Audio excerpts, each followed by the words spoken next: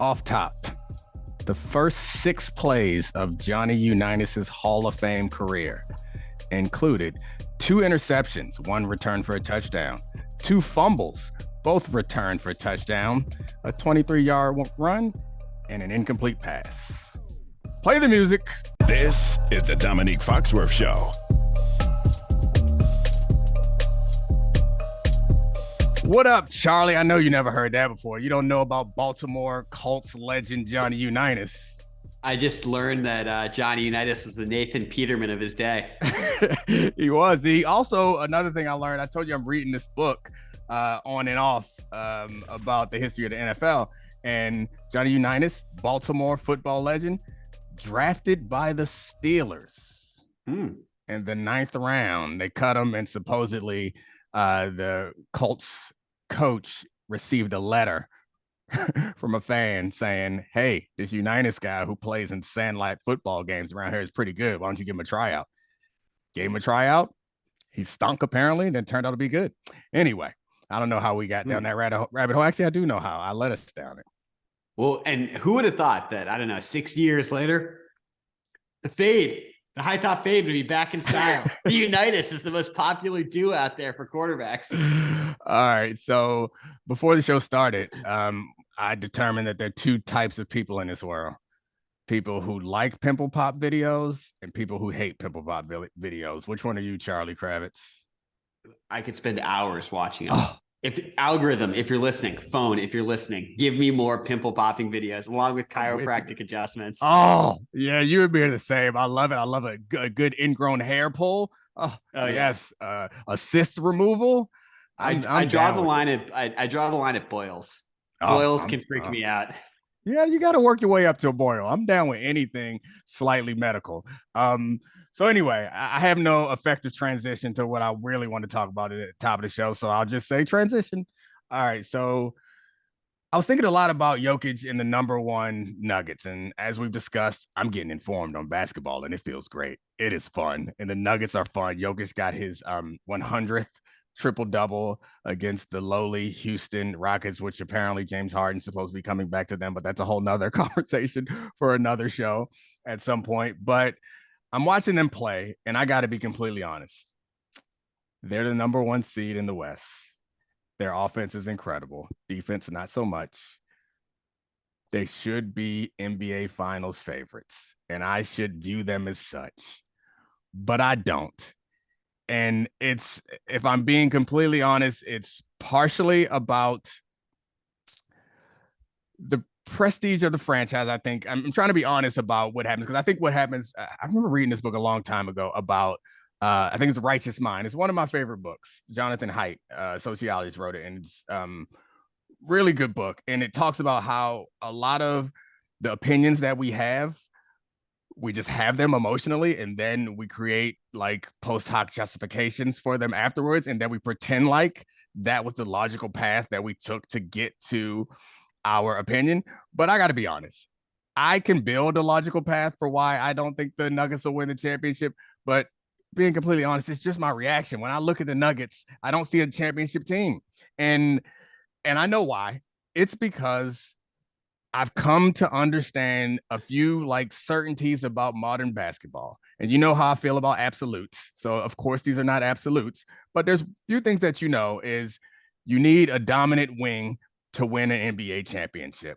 There may be a couple aberrations like Steph Curry last year. Yeah, 15 Warriors too. Yeah, that was, the 15 Warriors. Yeah, they had an exceptional team. And it used to be that you couldn't win with a small guard as your lead person, which I still believe is kind of a thing that exists. But yeah, there are exceptions that prove the rule.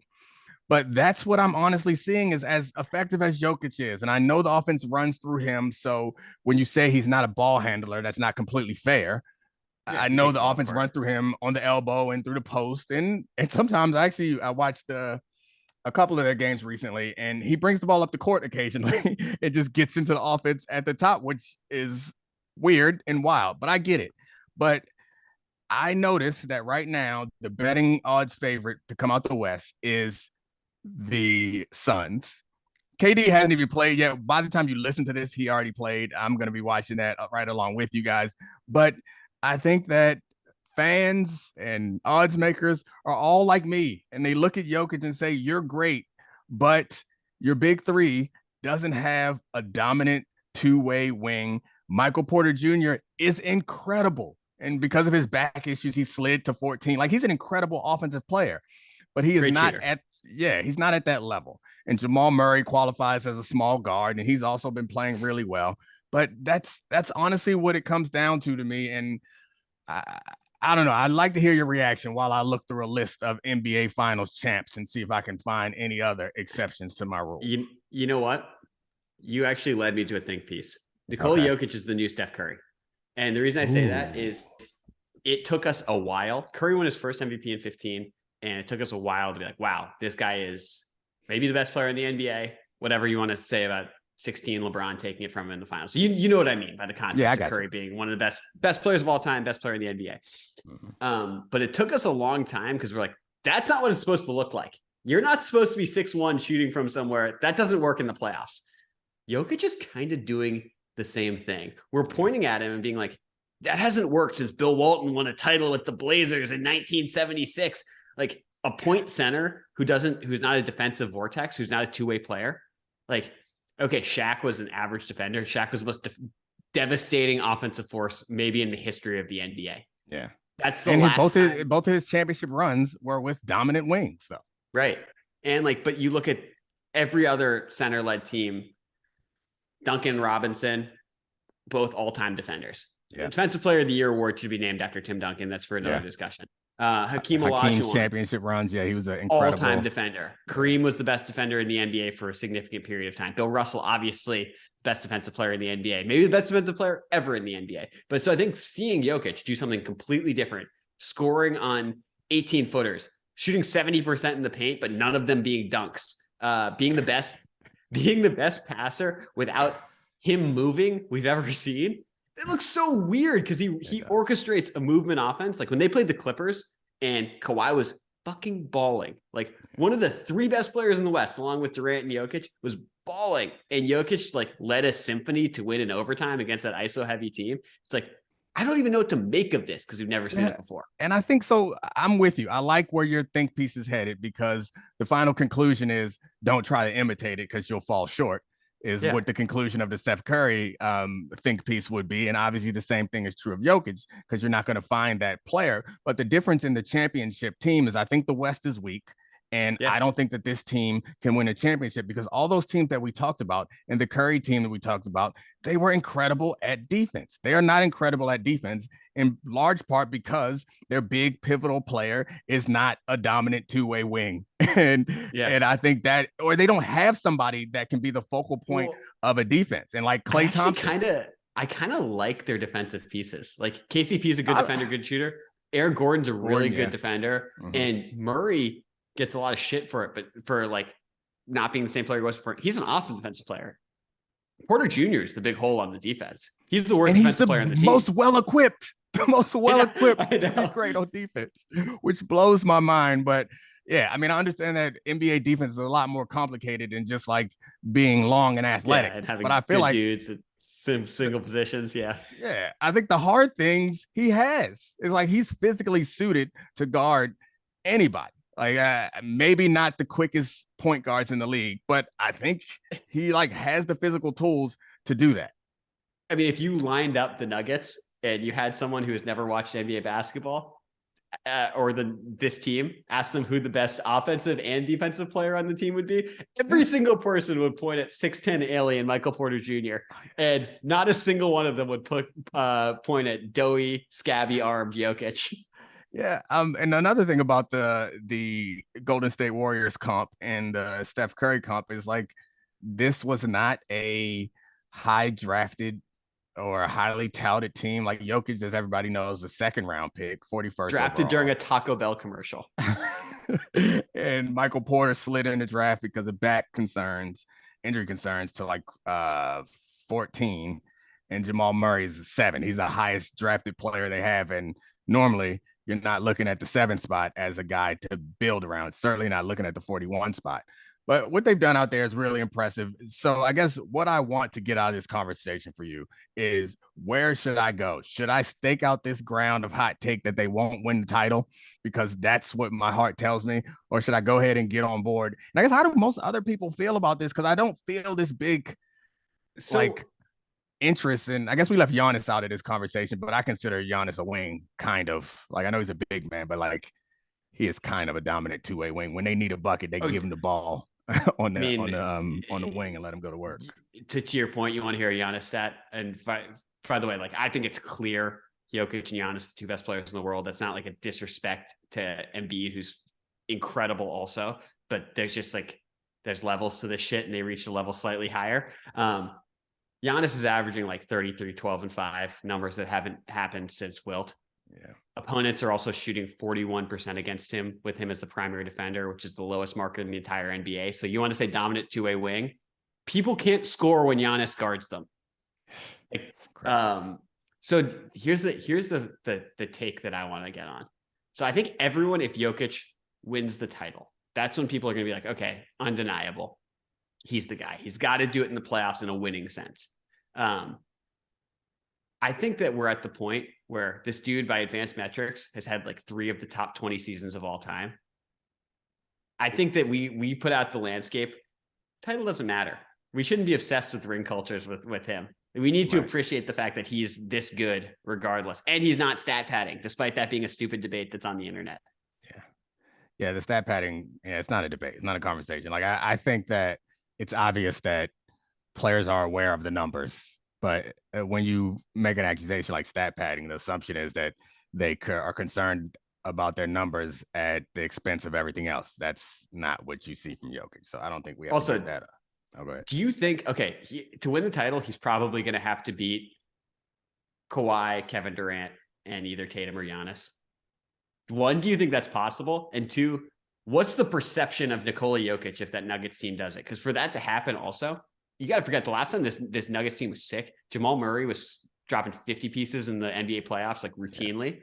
And like, if that happens again, what's the narrative going to be, and how's it going to look if this Nuggets team wins it? I have no idea. Like, I mean, you have to elevate him to the top. He has to be in that conversation, which I guess we've already put him there with back-to-back MVPs. But as much as you want to pretend like we're smarter than rings culture, and I think Zach Lowe also agrees with you that we are smarter than ring culture now.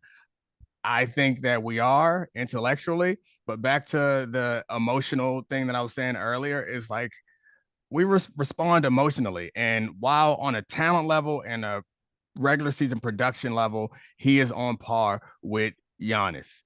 15 years from now, he will not be on par with Giannis unless he wins a title.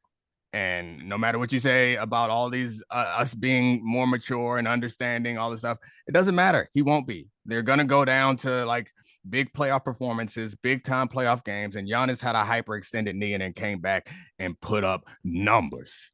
We're never going to forget that. Do you think that's wrong? Because I don't, because wins are a superstar stat in the NBA. I don't think it's wrong, but I think that we are talking about Jokic like he is in the conversation with Giannis. He's not. You don't think he is? I think he is from a talent standpoint, but from a longevity, how he'll be remembered in his to how he'll be remembered by the league and by fans, he's gonna have to do more in the playoffs. Like, I hate that I'm saying this, and so I guess you convinced me. I've already walked it back because I'm I'm separating 2 things: how good he is and how he'll be remembered. So like, there is no argument for the impact he has on the game. Like, all the stats show it. The eye test proves it. It's not explosive. He's 7 feet and don't catch alley-oops. It's not, but it's pretty and impressive in another way.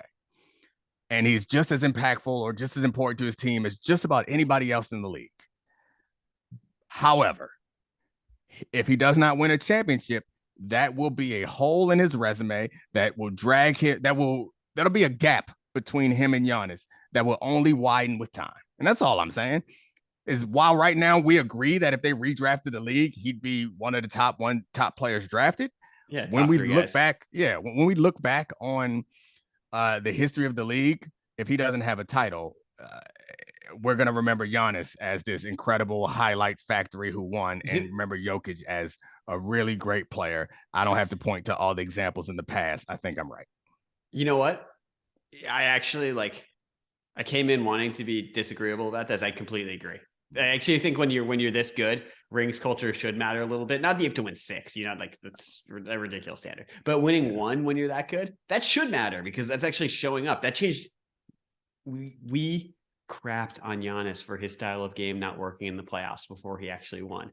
And granted, Jokic is slightly different because his scoring just goes up once he reaches the postseason, even if the success hasn't gotten past the conference finals. But that standard should be fair for everyone. And if you're, if you're going to be a top 20 player of all time, someone who's then with Kevin Durant and Giannis and that tier, Kawhi Leonard, win. Yeah, that's what all the stats amount to. I agree, I guess, a little bit, but I also would push back and say that I think Shaq calls them the others, but the team is the difference in the playoffs. I would say is wins in the regular season is kind of a superstar stat. But when you look at the dynasties and the championship runs, those runs are made up by big games from people you didn't expect, or consistent play from guys whose names will not be hung from the rafters. And it's fair, I think, to say that X player was incredible, but he didn't win a championship. I always go back to the LeBron first 7 years in Cleveland. LeBron was amazing, especially at the end of that. And getting his team to the finals against the Spurs was just as impressive or just as difficult, I think, as winning a championship was. But everybody else was not there for him. And the same is true for the finals he lost against the KD Warriors. By the way, have you ever looked? I mean, do you remember how good LeBron was in 2009 against the Magic when they lost that series? Yeah. That's the best basketball player LeBron James has ever been and ever will be. Was in 2009 before he left, and he averaged, I think, 41 a game against the Dwight Howard Magic. And he got that series ripped out from him by his team's incompetence and Dan Gilbert's incompetence of putting a real front office that could build a team around him. Yeah. I mean, genuinely tragic. If you look at those highlights, he looks like an alien. He met Dwight Howard at the rim on one of those blocks when Dwight Howard was the apex predator of the NBA, dunking on everyone. And LeBron was a guard. He was a gigantic point guard. He wasn't ATV LeBron yet that was built in Miami.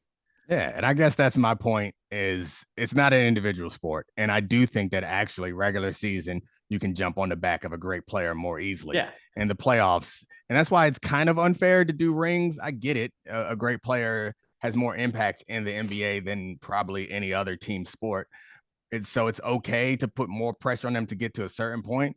But at the end of the day, it's going to be who you have around you that separates you. But I don't know. It's not fair, but it's the way it's going to be. I have to be honest with you. Before you say what you're about to say, I got a question for you that will pigeonhole you into being honest about how you feel about all of this Jokic stuff. If you had to bet an amount of money that was important to you or that's significant to you, who would win the championship or who will win the West? The Mavericks or the Suns? Who the Nuggets or the Suns? Suns. Mavericks. Definitely not the Mavericks. The Nuggets or the Suns. Well, I guess not definitely not the Mavericks, but I wouldn't pick the Mavericks. The Nuggets or the Suns. Who would you pick? Have a Mavericks. If the Mavericks keep spiraling, we'll have that conversation next week because that looks awful. I would pick Nuggets over the Suns. Yeah. All right. And that's Kevin Durant is a absolute monster, and that team is going to be incredible. But I just sort of like the offense that they're going to run. And I guess it's not a fair comparison because not a fair way to try to corner you into picking against your beloved Nuggets, because my big knock on Nuggets, or one of my knocks on the Nuggets, is they aren't really they don't have a two-way guy, and we're not sure what the Suns defense is going to look like yet. Yeah. I need a team that plays better defense. So the West is weak. The West, the West isn't weak. They just don't have they don't have the two dominant teams. They have they're the conference of pretty good right now.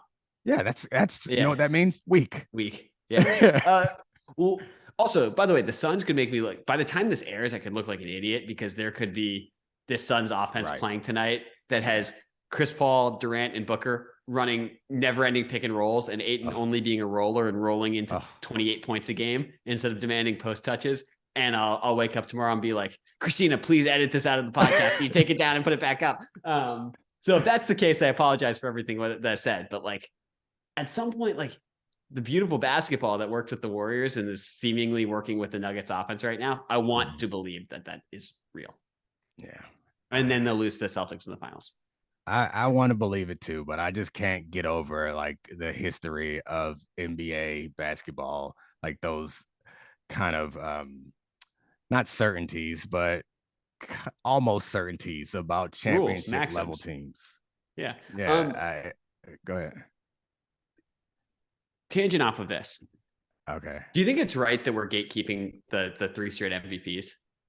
No, I don't think it's right that we're gatekeeping the 3 straight MVPs. I get it, but I think that it's fine to, and this is a way to appreciate someone who doesn't win a championship. If you earn MVP, I feel like you should get the MVP. I've always hated how MVP trophies are such narrative-based awards. And I appreciate that the narrative is a part of it, but it's so much about, did you win it last year? Are you going to win it next year?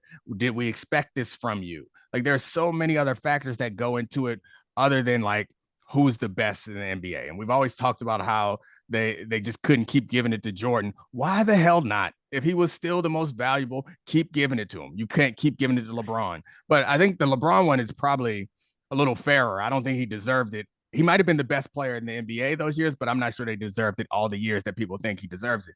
But yeah, I just don't believe in it. I guess if you would have given it to him, if the only reason why you're not voting for him is because he got it last 2 years, I think that's wrong. If you have some other rationale, then that somebody else means more to their team, that I guess Embiid is just as impactful on defense as he is on offense, I can get behind that. But don't give me that he won it twice already. He can't win it 3 times in a row because he's never won a title and no one else has done it. Well, he's doing it. Yeah. Well, then the reason would be is because LeBron and Michael didn't do it. And like, it's now like, that's now the historical precedent that's set that the 2 best players of all time got passed over because of voter fatigue. And it'd be, you know, it's, right, so we look at it's like part of the NBA yearbook every year in this history book, who in the MVP, get it. makes all MVP NBA teams. 3 wrongs don't make a right. Like I don't remember who won it, LeBron, which would have been LeBron's 3rd year or Jordan's 3rd year, but they probably deserved it, I guess. Or even if they didn't, and you guys just were tired of them and you were haters, don't be haters. They gave Derrick Rose an MVP simply because LeBron, they didn't want LeBron to have one. And then in 2018, they gave one to Harden when LeBron played all 82 games and had a really comparable season. Those are the 2. And Jordan, I don't have the Jordan ones in front of me, but I'm sure there are several more.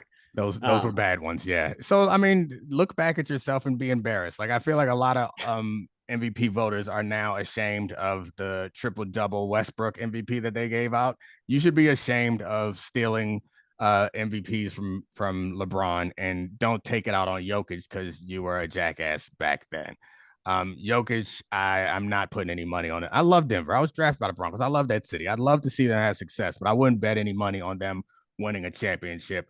Speaking of championships, Chauncey Gardner-Johnson, they lost the Super Bowl safety nickel for the Eagles, and he tweeted and deleted this morning some criticism of his defensive coordinator, Jonathan Gannon, who is taking over for the Cardinals, and he said that Chauncey said that Gannon didn't put them in position to make plays, which is a common criticism of Gannon's kind of softer defense. Is not very aggressive, and he deleted it. So maybe he was just, and then I think he tweeted that he was going back to bed afterwards. So maybe he was a little tired and he didn't mean much of it. Didn't mean anything by it, but I don't know. I guess I find it interesting from a strategic standpoint, just because I don't know, like Chauncey had a tremendous amount of interceptions despite missing a bunch of games this year. Like he had a productive season, probably his best statistical season of his career. I'm not sure that it translated to like his actual best play week in and week out, but statistically it's a great year. So it's hard to hear that from him, but also maybe we just don't want to hear from him, because I feel like the criticism is probably a fair one of Jonathan Gannon. I thought a lot of people have been critical of Jonathan Gannon and his defense in the second half of the Super Bowl, and then his weird press conference where he sounded like as very Sirianni like in his weird press conference. So I don't know. I kind of thought that a lot of people were on Chauncey Gardner-Johnson's side here. Yeah, I mean, I guess I think him deleting it is what makes me think that he just didn't want to be in the middle of this. But that's the football in him. If he's an NBA player, he's leaving it up. Yeah, he's a free agent right now, and I don't think it's going to impact his money because people like interceptions, and he got a lot of interceptions, so he'll get paid.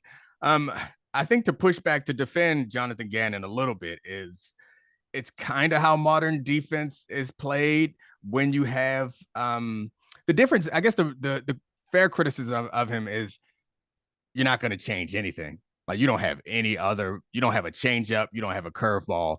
You got a couple of pitches. I guess you got a fastball and a changeup. That's all you got. You don't got a curve or a slider. I don't do baseball, but you get it. A knuckler or whatever. Are those all the pictures? A cutter.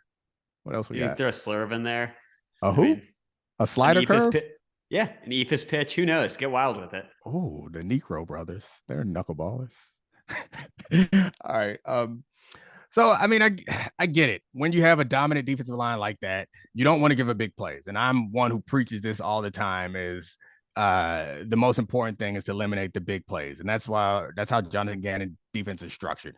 However, when you are in a big time situation, you need to have something different, especially when you're going against really high level quarterback and high level offense. And I've always said this about teams like the Chiefs is you need to have change ups from series to series almost.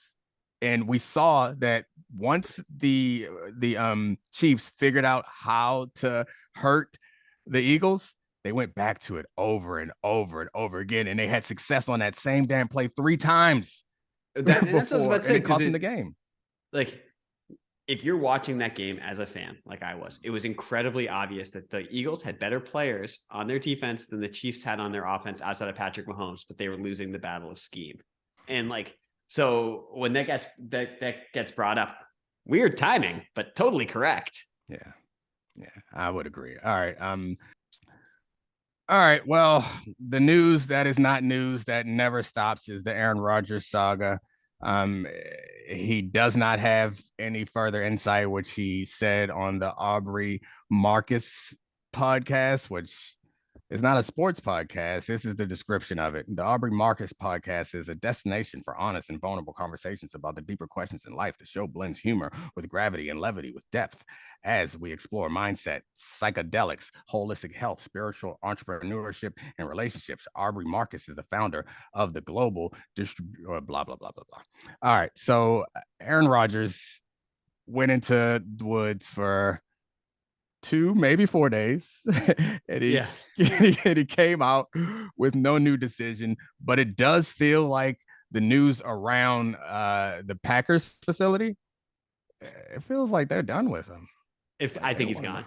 Yeah, I think he's gone. Some of his quotes are hilarious, by the way. Yeah. If you think I'm being a diva, just tune it out. I've been here for 18 years. That's a teenager. It's like, yeah, you can connect your decision-making process with that of a teenager. I spent parts of a couple of days imagining what it would be like to retire and then imagining what it would be like to continue to play. You don't say, Aaron. Really sage wisdom you just imparted. And I've become, over the last few months, like an Aaron Rodgers defender because he's right. Like we're talking about him. He's not saying anything worth talking about, but we keep talking about him. And like, we can't complain about him not giving us anything concrete. We don't have to talk about it. He's not even on ESPN saying this. As I mentioned, he was on a holistic, spiritual, psychedelic podcast, and we went and dug it up so we could talk about it. So like, he's right.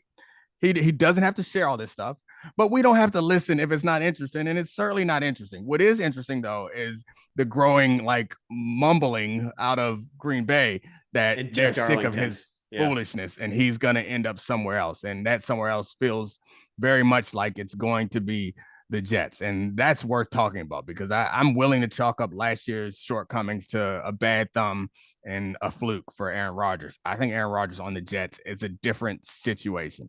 This is the consummate team sport, though, so it's going to require, I think, the coaches to probably take a step up because they were not great last year. And it's going to require that defense to repeat its performance from last season, which is not always the case for defenses from year to year. What's I'm trying to think of situations that'd be interesting, because the AFC is a bloodbath. You're gonna have to beat Burrow, you're gonna have to beat Herbert, you're gonna have to beat Mahomes, you're gonna have to beat Josh Allen. Trevor Lawrence is emerging. Is that the best situation for him with the Jets? What about the Dolphins, New York Giants? What do we think of as like the actual landing spot that can move the needle for the NFL with Aaron? They can move it for the NFL. I mean, I think it's the Jets. Yeah. The fact of the matter is, the needle for the NFL feels like it's at the top. It feels like there's nothing that could happen from it's not like the NBA where moving a star could change. If you put a big time star and on the Knicks, that matters. And I mean, they have a big time star. Sorry, no disrespect, but that matters. Yeah, that's not the same in the NFL. I don't think that it matters that much. I think the Jets are probably the best roster that he has a realistic shot of going to, because he has to go to AFC. You think that's better than the Dolphins? Yeah, I think it's better than the Dolphins. It's not even about I think the Dolphins receivers are better, but I think the rest of the talent around the Jets is probably better. I think offensive line is better. Defense is better for sure. They have enough receivers. They have a running back. I do think that's better. I think part of what you think about with Shanahan disciples, and I think McDaniel falls in this category, is they can help elevate your quarterback's play. But when you have a quarterback like Aaron Rodgers, I don't know that you need that much. I'm not sure that Aaron Rodgers combined with McDaniel is going to be that much more impressive than a healthy Tua, honestly. Yeah. I do think that's a very huge leap. Yeah. Because you have your Jalen Waddle and Tyreek Hill with Aaron Rodgers sounds magical. Did you see what numbers Jalen Waddle and Tyreek Hill put up last year? When Tua's out there. So it's not going to be that much better. I don't believe. I think they'll be fine. And I think the big difference for having somebody like Aaron Rodgers is that it's less pressure on the coach to scheme and whatnot. And that's kind of what I feel like McDaniel brings that is of huge value. But we'll see. We're way off. Go ahead. Well, do you think the Jets, do they immediately become a team that's really, really good? Like Chiefs good? We'll see. No, not I just first taped you. You. You did first. Give us a prediction. I refuse to answer that question. Instead, Creed 3, you going to go see it? Comes out on Friday. Hell yes, of course. Okay. Good. My wife doesn't like going to movies, but I mentioned it to her and she said she's down. I think I'm going to use the next couple of days I got the two older kids. I think I can get them hooked on Creed 1 and 2, but the 6-year-old, I'll throw it on in the house and see if I can get her to stop, but we might have to get a babysitter for her and go with the top 4 to the movies and see this fight. What's your movie candy of choice? Movie candy of choice. I don't like candy. Oh, dude, I'm a popcorn guy. Movie theater popcorn, big thing of Bunch of Crunch, Slurpee, Fat Boy season. Give me it all. Yeah, I can lure the kids to the movie theater just by telling them that we can get some snacks. But I like a big water and some heavily salted popcorn, which I normally finish. I also like, this probably won't surprise you at all, I like to get there before all the previews. I like to see all the previews. I'm totally with you. I love trailers. Yeah. I love trailers. My wife hates me because of it. You know, they're called trailers because they used to come on after the movies. Didn't know that. Yep. Look it up. Off top. Off bottom. Off bottom. All right, Charlie. Appreciate it. Thanks, Sarah Abbott. Thanks, Adi Khan. Thanks, Christina Buswell. Bye, everybody. This is the Domonique Foxworth Show.